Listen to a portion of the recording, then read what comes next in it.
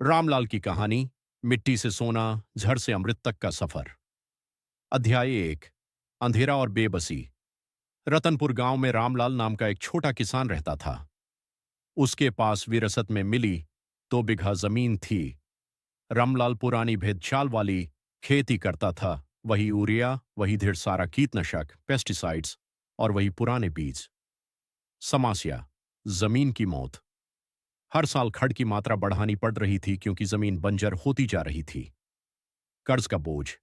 कीटनाशक और महंगे बीज खरीदने के लिए रमलाल ने साहूकर से कर्ज लिया था। बीमारी। रमलाल और उसका बेटा अक्सर बीमार रहते थे। डॉक्टर ने बताया कि यह खेत में डाले जाने वाले जहर केमिकल्स का असर है। रमलाल हार मान चुका था। यूं लगा कि खेती छोड़कर शहर में मजदूरी करनी पड़ेगी। अध्याय 2। एक नई सोच का जान में एक दिन रमलाल की मुलाकात एक कृषि वैज्ञानिक एग्रीकल्चर साइंटिस्ट से हुई। उन्होंने यूं एक नया रास्ता दिखाया। जैविक खेती, ऑर्गेनिक फार्मिंग और मॉडर्न टूल्स। रामलाल ने फैसला किया कि वो अब जहर नहीं उगाएगा।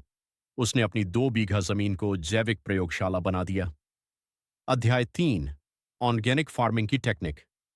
रामलाल ने टेक्नोलॉजी और प्रकृति नेचर का मेल किया। उसने नीचे दिए गए 4 बड़े बदलाव किए। 1।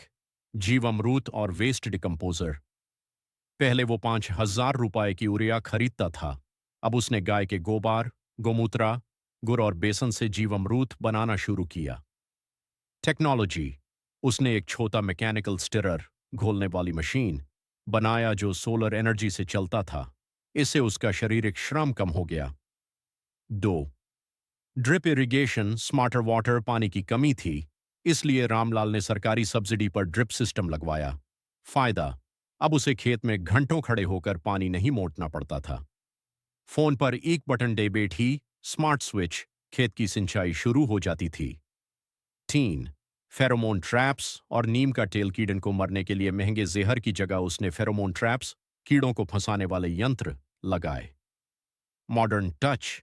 उसने खेत में सेंसर्स लगाए जो उसके मोबाइल पर बताते थे कि खेत में नमी, मॉइस्चर कितनी है। अध्याय 4।